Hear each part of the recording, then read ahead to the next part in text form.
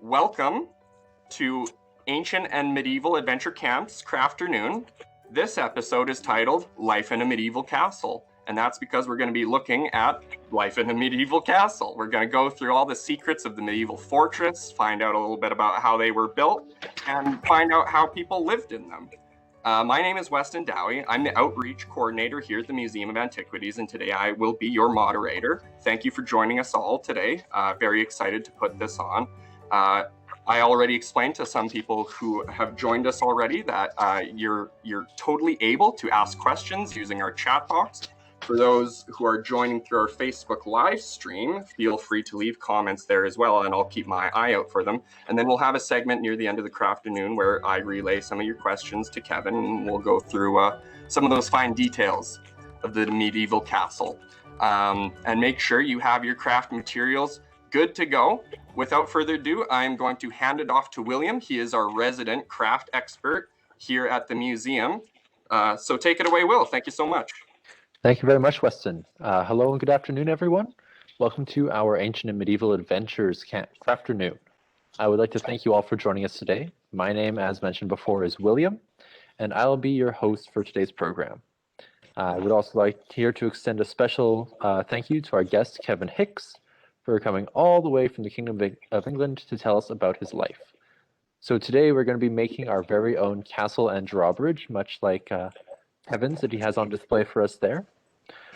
This drawbridge is excellent for guarding your papers, like homework or artwork, and the towers that we'll be adding are great for holding pencils, paintbrushes, pens, and other stationary material, if you would like that. So while Kevin tells his stories, you are all going to be making your very own castles and drawbridges. So we'll just get started on that here. So to get started with this, we're going to take our cereal box and our 2 toilet paper rolls. Now, to begin, we're going to be taking the top of the toilet paper box of the cereal box, and we're going to be cutting off the top flaps. Now, if you're doing this with a parent or a guardian or an adult, you might want their help with this. Just make sure you don't cut yourselves. Make sure you're being very careful as you do that. And we're just going to cut off just the top, like so. And then, once you've done that, I'm going to slow down here so you guys can take your time catching up. No need to rush. But you're going to take your cereal box, and along the front edge, we're going to once again make some cuts. So just down, and we're going to stop just before you reach the bottom, right about there. So you guys can all see where I stopped. Then we're going to do the same thing on the other side. We're going to run our scissors nice and slowly, nice and safely, all the way down until we get right near the bottom.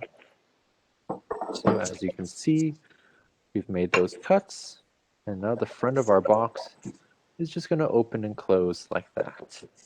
I am going to add a fold here to make it a little bit easier, just like so. Now, we're going to put that aside for a moment, and we're going to take our toilet paper tubes. Once you've finished making your cut, and I'm going to do this nice and slowly so you guys don't have to worry about rushing, but we're going to make a few little cuts just along the top, moving the toilet paper tube just like so. They're not going to be too many. Don't want to absolutely destroy the toilet paper tube. We're just going to cut like that. So you have a bunch of nice little incisions right around the top. I'm going to replicate that on my next toilet paper tube. And this is going to be most of the cutting that we'll have to be doing. So we're going to get this out of the way so that while Kevin tells his stories, you guys can do some painting. And make sure you do the painting while Kevin's talking, but also pay attention because the stories and the lessons that he has to tell are very important. So we're going to finish adding those cuts on the top. And then, while Kevin is doing his talking, we are going to be painting these. So, for your box, you're going to be painting the back and the sides to look like a stone castle. For this, I chose to mix a little bit of soldier blue and some pure black, and I'm going to be making a gray out of that. And then on the front, I'm going to be using brown and some black details to make it look like wood. So I'm going to be doing that, and I'm going to be painting these toilet paper tubes while Kevin tells his story. I'll keep my camera on so you guys can hopefully see me while I do that. And without any further ado, please give Kevin a very warm welcome. Kevin, over to you. So, welcome. But you imagine going back 600 years, 700 years, you're living in the middle of England, you are just a young person, maybe 9, 10, 11, it doesn't really matter, you could be 4 or 5. No school, no playtime, because you as a youngster will be expected to work the same as everybody else. And there were laws that actually controlled what you did with your life. Now I'm dressed as a soldier. Now I used to be a soldier, so I know all about soldiering. But when I finished soldiering, I worked in castles all over England and in Wales too. I know an awful lot about castles. In fact, I've got a piece here. Ooh, this is actually a piece of a real medieval castle. This piece is from Wales and it's about 800 years old. Great big lump of stone that was given to me as a gift from one of the castles, and it used to support the middle of a window. To build a castle, you need stonemasons, you need people who can design it, you're draftsmen, you need surveyors who can look at the ground. But you, as an ordinary person, you'd be involved in the building of a castle, then the living in the castle. You would have to dress correctly. If you were just an ordinary person, not a soldier, you wouldn't have any feathers. You would have to wear a hat. Let me show you an ordinary boy's hat. This is for an ordinary boy. There. Now, isn't that a lovely hat? But if you're a girl, you want something a little nicer than the boy's hat. Now, I'm not very good at dressing as a girl, so you got to excuse me. Yeah? So here is the girl's hat. You tie your hair underneath the hat to keep it inside and out of view. You then turn the hat back, and there. Isn't that nice? I got a girl's hat and I can't wear it very well because I'm not very good at that kind of thing. So, but if you were working outside, you're a craftsman, you could have a leather cap. It'll keep your head dry, keep your ears warm. In the summertime, you turn it up. Yeah?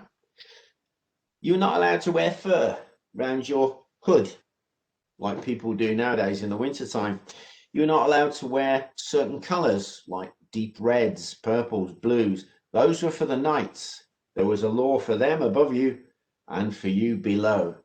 You had to be settled in your part of the world. If you lived and worked in a castle, boy, sometimes you could be lucky, but it depends on what job you have. And of course, if you're inside a castle and it's attacked, you're going to be shut up in there for an awful long time.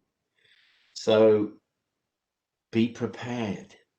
What could your job be? Gosh, there are so many. But some interesting things before we start. I like a nice cup of tea. Cheers.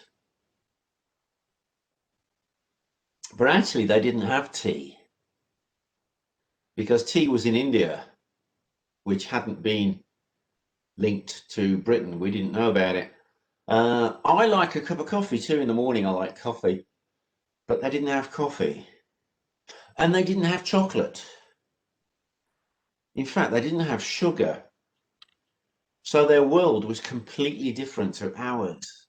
Now, I like a nice buttered toast in the morning with me coffee. I like a nice lunch. I do. I sometimes like cheese and that kind of thing. But how about living in that world where you have one meal a day, where you get up when the sun rises, you go to work. You might be lucky to get a bite of something, which is your breaking your fast. We call it breakfast, but no lunch. And then when it starts to get dark, you will have your main meal.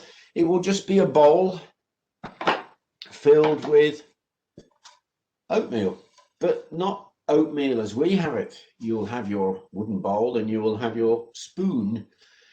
Your oatmeal will be oats for sure. They'll be a bit rough. They won't be as nice as the ones that you eat in the modern times. And you will mix them with peas and beans and barley into a big vegetable porridge. It was called pottage. You could add fish to it. You could add bacon to it. In fact, what they used to do in the kitchen was they'd have a big pottage bowl bubbling away 24 hours a day, 7 days a week. And you went up and they would ladle you, splat, whatever flavor happened to be in there. You might be lucky to get some bread, but in the old days, bread, it only lasted a day because there were no preservatives in it. So bread would be baked first thing in the morning and had to be eaten by the end of the day. Any stale bread was broken up, thrown into the pottage bowl to keep it thick. So you would have your bowl and you would eat your hot pottage, even in the summertime. But if you belonged to the household, you were a young prince, or your dad was a knight, you would become a squire. You carried these with you. These are yours. You don't share them. This is a spike. See if I can show you a little bit better. This was for spiking your meat. Then you had a knife, so you could cut your meat, hold it up, and chew it off the spike. They didn't have forks, you see. Forks hadn't been invented yet, not for the people in England, Wales, Scotland and Ireland. You mostly had these, if you could afford them, or a wooden spoon. But you look at this cup here. This cup is actually from the day. It's ancient. It's hundreds of years old. But it's made from a cow horn, a hollowed out cow horn, and it has silver inside it. This is what a nobleman or a knight would have drunk out of. An ordinary person, if you had a cup, it'll just be a clay cup, nothing special. In the films, you often see people in castles with glasses or with beautiful metal tankards and things. No, sorry. Very basic, simple things. Also, they didn't have bottles. So if you wanted to go for a journey, you had to take water with you. It was kept in a flask. This is actually clay, molded clay, and one side of it has been glazed. This is called a costrel. If you could afford to have something special for your liquid, later on they made costrels from leather. So it was a different world. You didn't have snacks like we do. There were no such thing as a takeaway or a takeout, no coffee, no tea, and no fizzy pop, no soda, no squash, no oranges, no lemons, no tomatoes, no pasta, no rice. It was a different world. And what we're going to do is we're going to have a look at my castle in a moment or two, and we'll have a look into the world of the medieval castle. So I'm just going to turn it a little bit.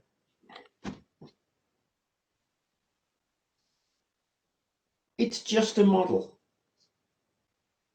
You can see the drawbridge here.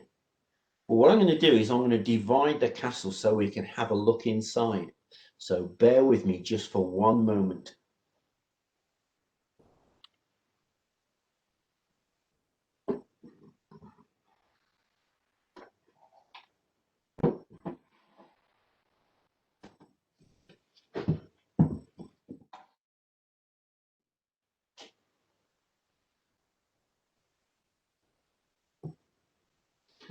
So what I've done is I've split my model in half so that we can have a look inside. I think I'll put some soldiers inside, shall I?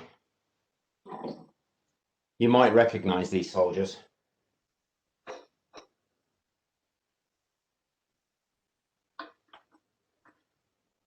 Right, now I'm going to move the camera so you can have a look inside.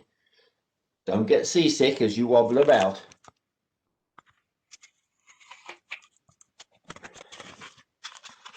Right, this is the gatehouse. There's a little soldier. There's upstairs. This is the capstan room where they wind things up, and then the passageway through. But I'm going to take the roof off. Before I do though, let's have a look from above. Can you see there are soldiers in the battlements there? These are extra battlements round at the front. Yeah, these soldiers are on what's called a matriculation. Also, there are holes here so that anybody who's attacking the front, there are holes underneath where they can drop things down. It's called a murder hole. Did you see that all right?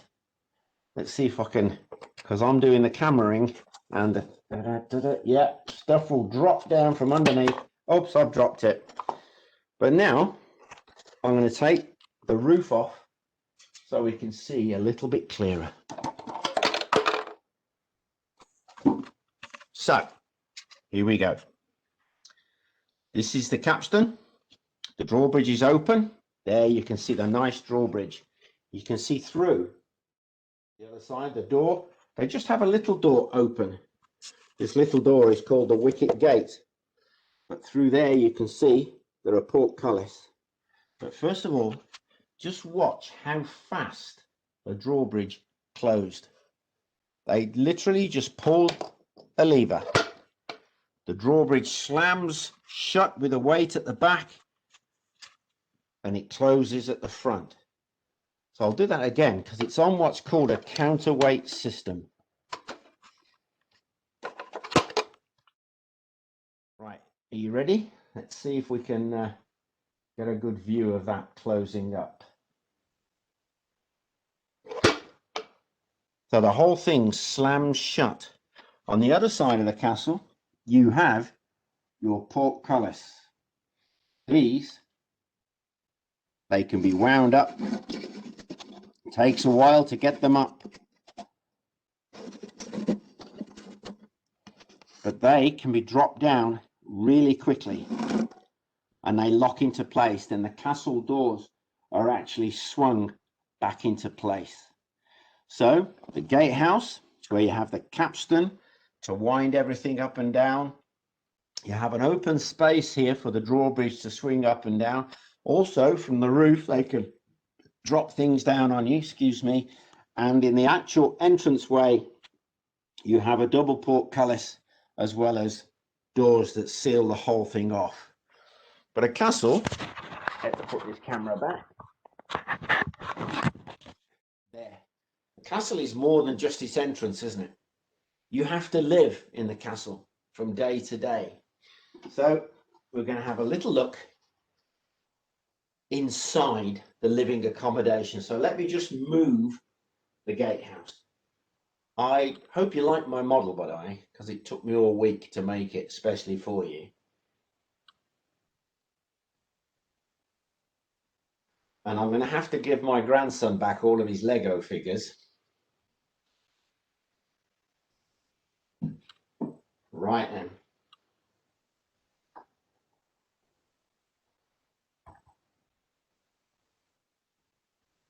Inside the castle.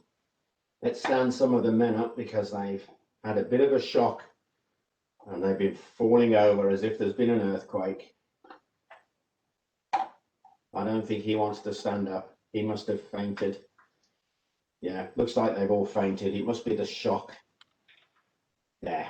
So, oh, the Queen's fainted.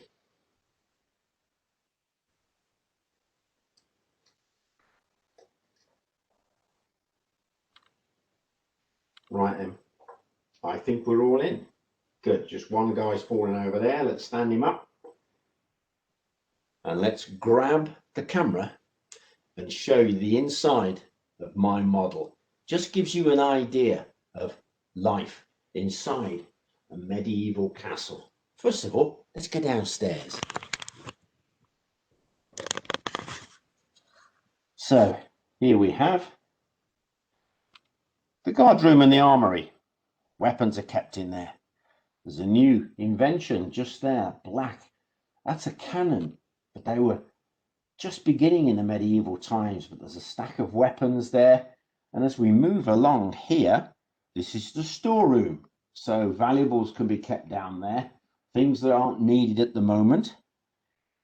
Then you have the stables where all the horses are kept, not overnight, because it's inside the castle. Overnight, you wanted them out in the stables. And then we have a very important part of a castle. This is the dungeon. They didn't keep prisoners for very long. They would rather punish you, you know, cut your hand off or something if you've been a thief. It was harsh living in these times, but people got on and they lived their lives. Now upstairs we have a bedroom, a great hall. The great hall had its kitchen next to it. Yeah, where are we? That's it. It's just a room with a fire, and they would cook over the open fire. And there's the great hall. There's the king and the queen sat at their table. At the end, there will be a bedroom with a proper bed in it. And the beds didn't have a solid base. The beds had rope across them, and your mattress sat on the rope. And you had a servant of a night time, he would tighten the rope. And this is where we get an old English saying from sleep tight and don't let the bed bugs bite. Sleeping tight is your rope tight so your mattress doesn't sag. But a nice little thing in the corner, there is a toilet. If you can see it, there it is. It's called a garderobe. And in the garderobe were two holes that led to the outside of the castle. And all of the, where's my little pointer? All of the poop will fall down either in, oh look, there's a rat with the poop. Oh no. It will either fall down outside and form a big lump or heap, or it will go down inside and it will have to be dug out. But we'll talk about that in a minute. Then on top of the castle model, you can see soldiers going about their business, getting ready for the day. So up in the towers, by the way, the towers were there. You can't quite see, but inside they have stairs going up. Now I'm going to put the camera back so you can see me. Right, so I hope you like my model castle, and I hope you've got plenty of questions for me with regards to life in a medieval castle. So everyone, I hope that you are all having a good time with your craft, or at least a better time than I am. I am covered in paint. At present, it seems I have to work on my art skills a little bit more. But I am presently just waiting for my castle to dry a little bit. It's almost there. I'm sure you could all see me blowing on it with a little handmade fan. But we're going to jump along to the next part of our craft anyway, and I'm just going to have to clean up. So what we're going to be doing while we let this dry its last little bit, hopefully, is you're going to take your little towers and we're going to take those cuts that you made and we're going to start folding them over. So as we do this, it's every second one, so there's going to be a gap in between, and those are going to fold over. Now, when you're finished with doing these folds, this is what the top of your tower should look like. Now, if you noticed, these little pieces that are sticking up here look very reminiscent, very similar to what on Kevin's castle. He made a mention of it before when he was talking about the murder holes. And I'm going to see if any of you can guess what it is. If you think you know, put it in the chat, and we'll have Kevin tell us when we pop back over to him in a bit. We're going to do that with the second tower as well. I'm just going to fold these over inside.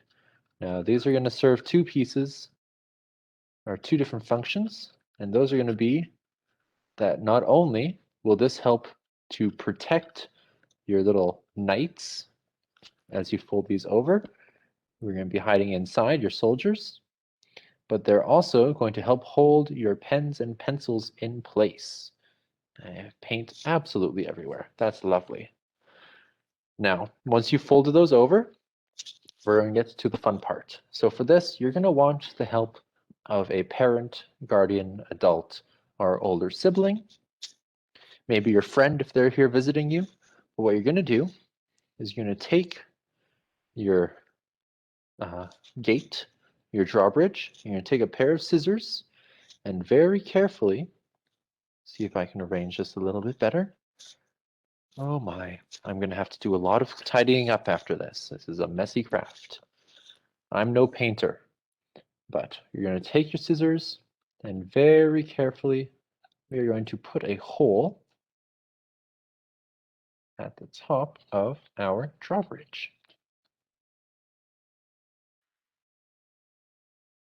I'm having a little trouble, so I'm going to cheat. I'm going to fold this over, just like so, and I'm going to cut a hole into my drawbridge. And when you're doing this, make sure to watch your fingers. You do not want to cut yourselves with this. My scissors are somewhat blunt, but there we go, making some progress. And pull that out. Put the blade of the scissors through. And there we have a nice hole at the top of our drawbridge. And we're going to do the same thing on the other corner, hopefully a little less messily than I've done it here. But like I said, I am no Michelangelo, and my paint job wasn't all that nice to begin with, so it's not a huge loss. Let's just cut into that. There we go. Made a nice little incision. Feel like I'm doing a surgery here.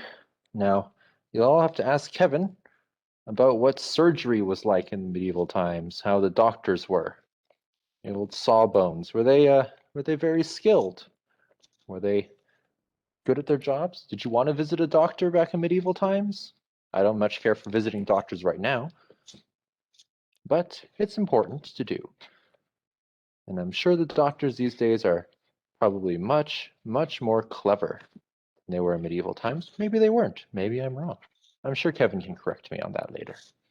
So once you finish putting the holes in the front of your drawbridge, you're going to flip around to the back of your castle. And at the very top, we're going to put two more holes. This is very important. Right near the corners, we're going to put a couple of holes, just like that. There we are, two lovely holes at the top of our castle. Now, I'm going to give you all a couple of seconds to work on that. And you're going to get a piece of string next. What could this mysterious string be for? I'm sure you're all asking yourselves. Well, we are about to find out. I grabbed a wonderful ball of yarn that I was planning to make a scarf out of, but I can do this craft and have plenty of yarn left behind.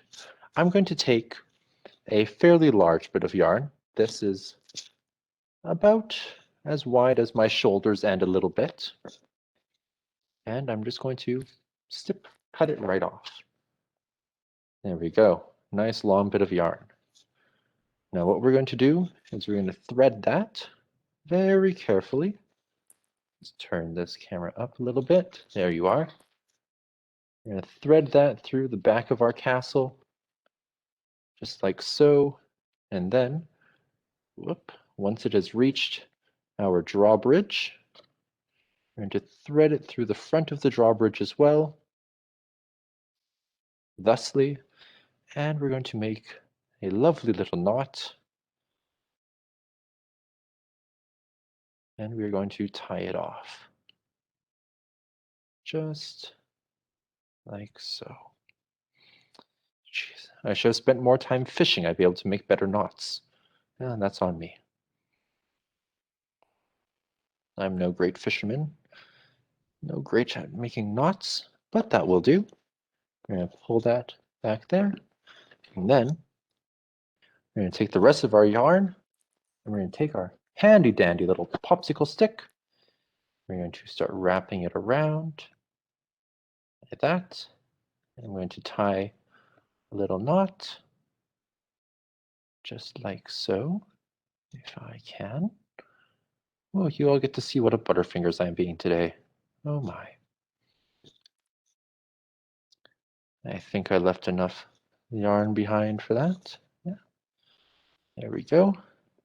And then I'm going to wrap it around again and add another little knot. Now, this is the part that you might need some help with from someone who's older, but basically, we're just wrapping yarn and we're tying it to our popsicle stick with 2 little knots. So like that. Now it's nice and connected. With the final bit of yarn here that we have left over, this is why we needed to grab so much at the beginning, we're going to once again thread it through the back of our castle. And then from there, we're going to connect it to the front of our drawbridge. And we're going to add another little knot. If anyone has any trouble with this, please let me know in the comments. And once we're finished with the stories for the day, I will be able to go through this part again, just in case anyone has a little bit of trouble. This is a little bit tricky, so don't feel bad if you don't get it at first. But once you have done that, you now have a lovely drawbridge, which you can just pull right closed. And there you have it. Drops open and pulls closed. Now, we have a little bit of time left before continuing the craft, so I'm going to put this aside and hopefully it's going to dry a little bit more. And I'm going to pass you back to Kevin for the last section of his talk before we finish our crafts up. So back to you, Kevin. Thank you very much. Hi. So, what if you're attacked in a castle? What if you are stuck behind the walls? Not everybody can be a knight. Not everybody can be a soldier. And if you're a youngster, you've got jobs to do. Oh, in peacetime, you could be waiting at the table, turning the spit roast over the fire. You could be climbing down the garderobe toilet to dig out the poop. You could be the gong farmer's child. That's not a very nice job, but it's well paid. But the gong farmer people who emptied the poop, they didn't live in the castle because they ponged a little bit, so they lived on the outside of the village because nobody really wanted to live near them for some reason. Now, you would have a job if you were a youngster in a castle and you've been attacked. You would have to go all the way down to the armory, right down there, and go up into the towers and bring things like this. This is a crossbow bolt. This one is hundreds of years old. This goes onto the crossbow. I've got one here, just in case you don't know what a crossbow is. Let me lean over and get one for you.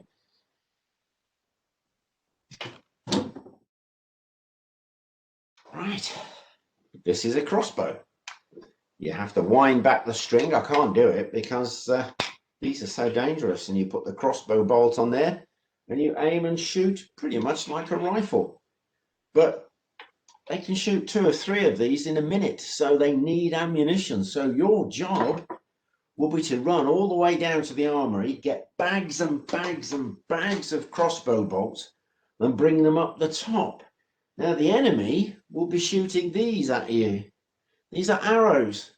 This one is an incendiary, from the French word incendiaire.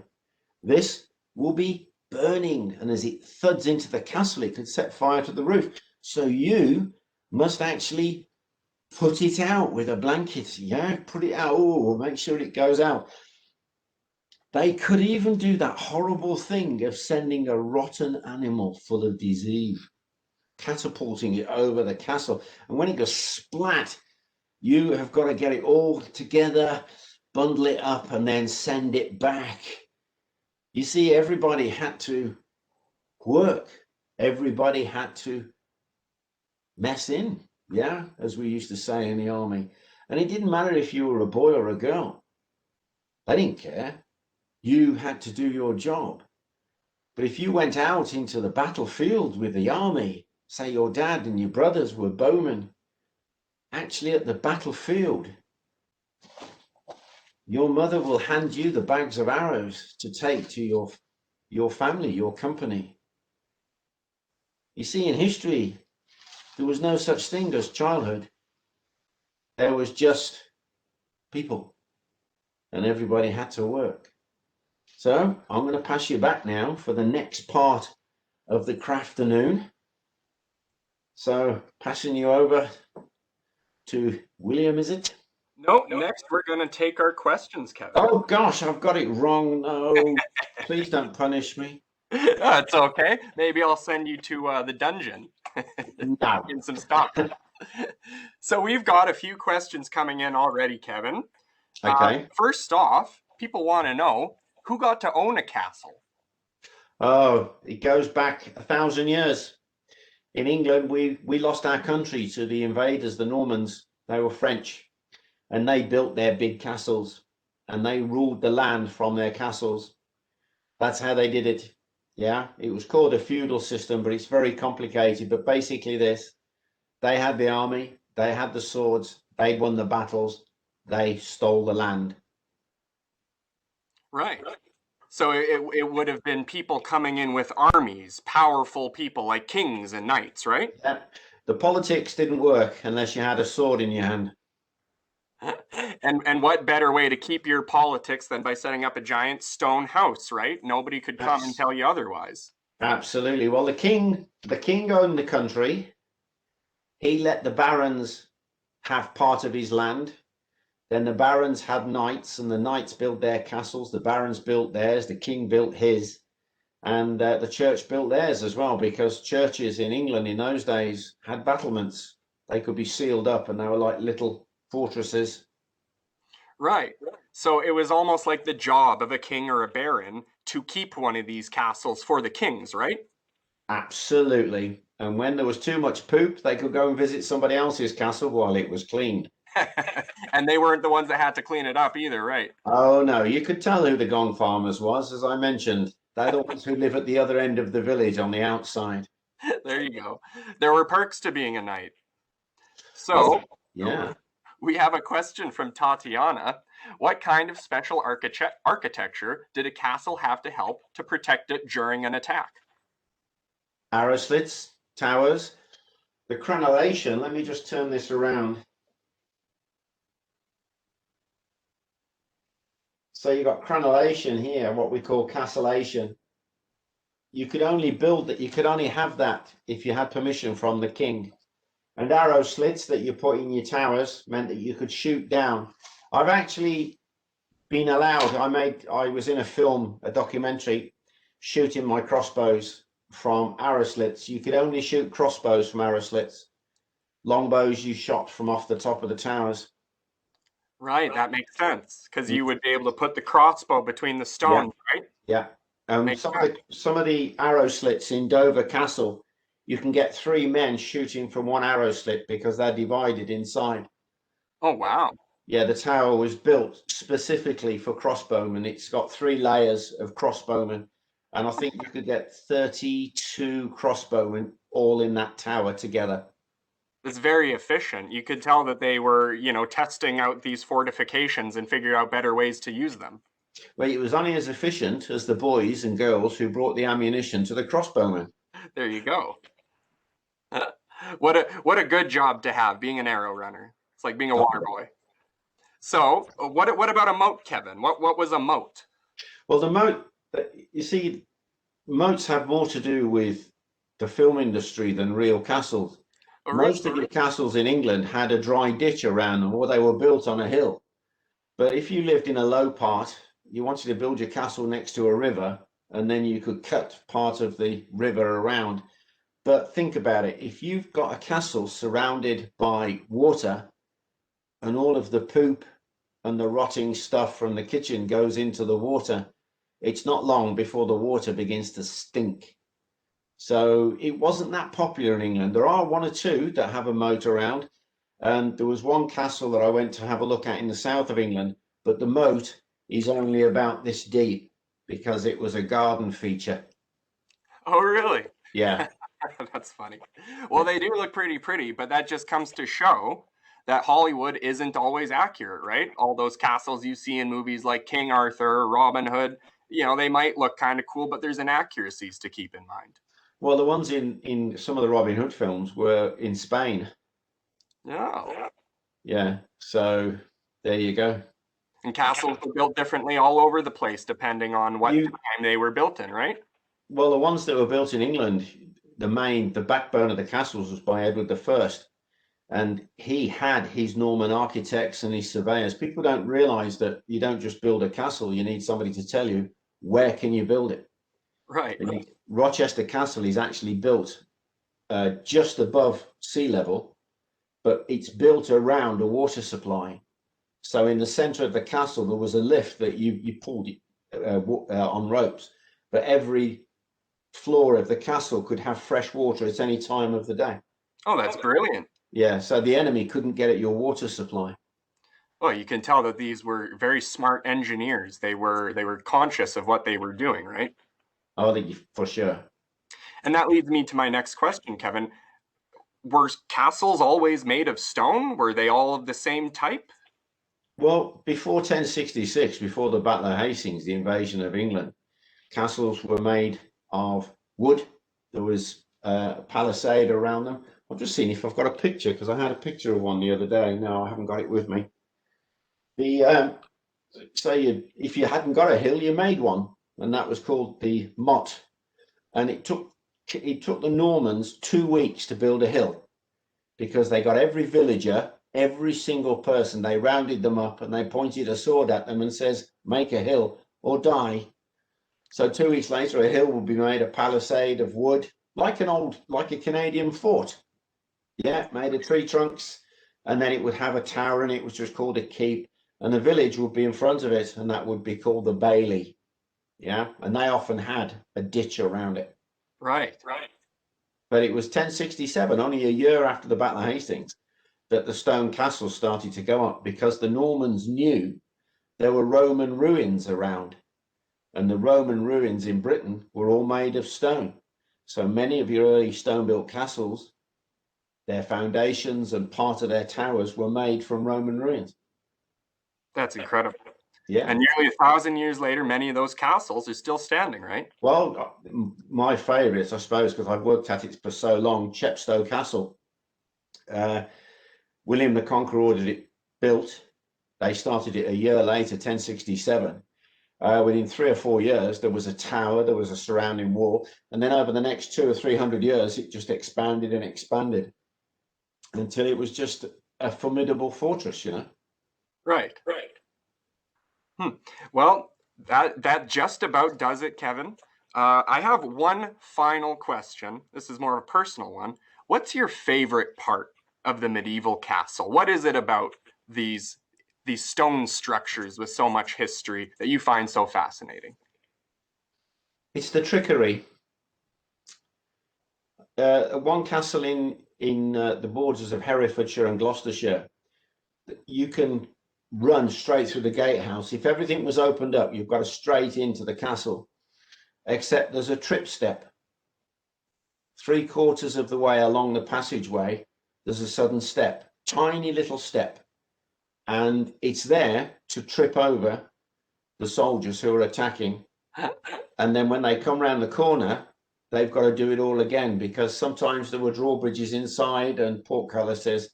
And I love the way that there are twists and turns. But I've been into castles where I found the secret ways, the passageways. And one of the thrills for me many, many years ago was I opened up a panel behind a wall, and I could tell that nobody had been in there for years upon years.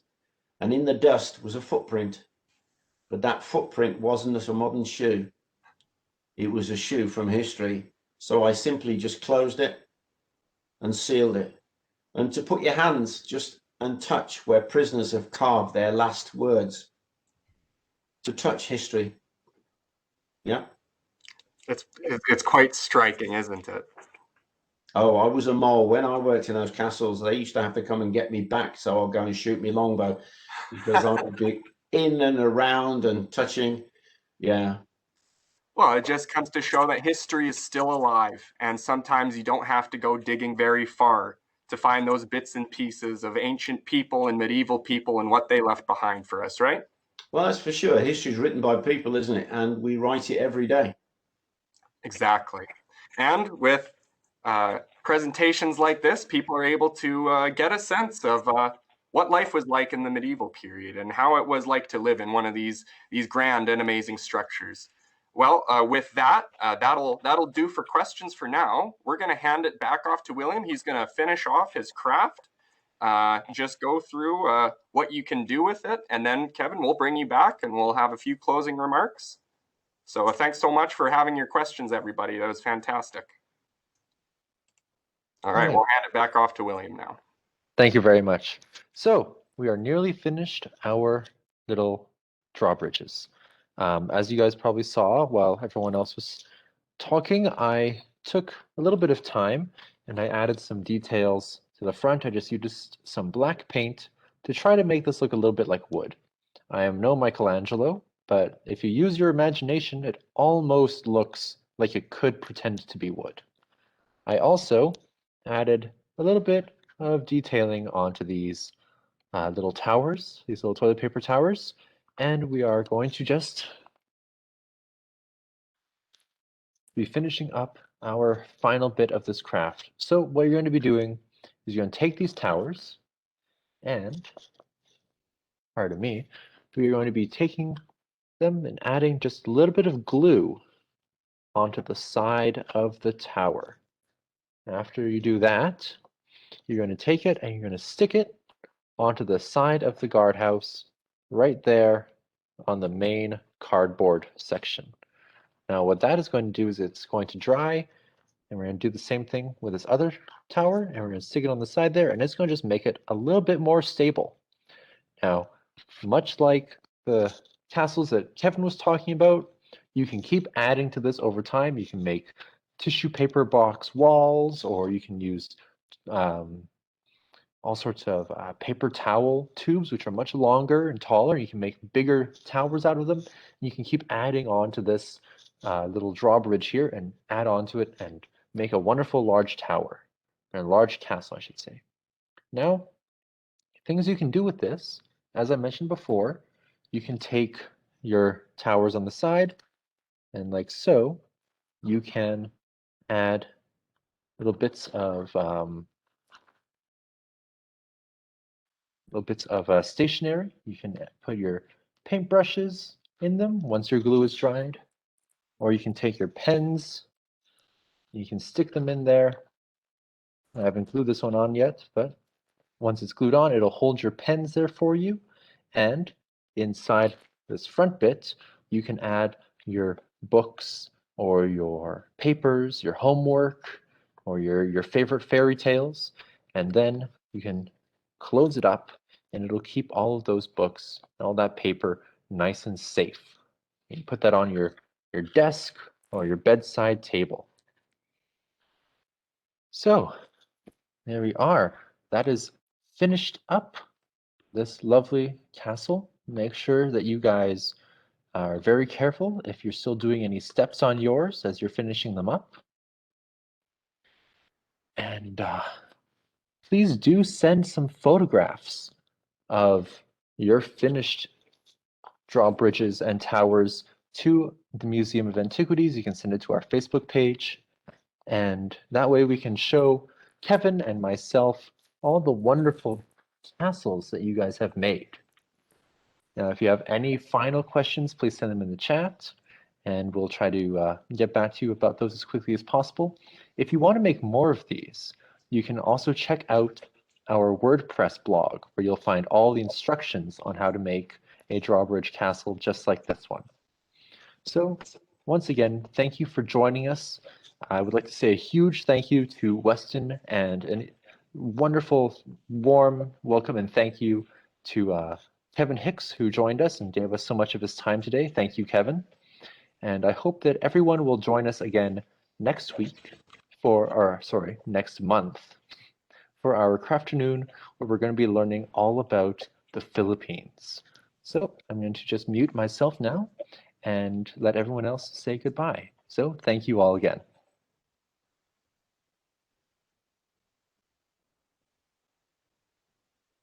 Bye from me. I hope you enjoyed it. Thank you so much, everybody. That was wonderful. I'm sure everybody learned a lot. I know more about the medieval castle now.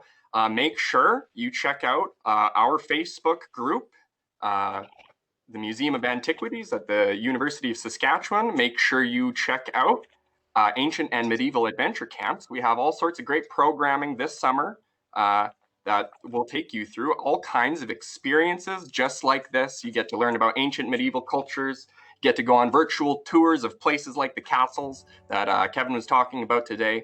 And you'll also get to just explore history and all of its grand and amazing complexity. So, and also, can't forget, check out Kevin with the History Squad. They have all sorts of amazing historical content that you can go through.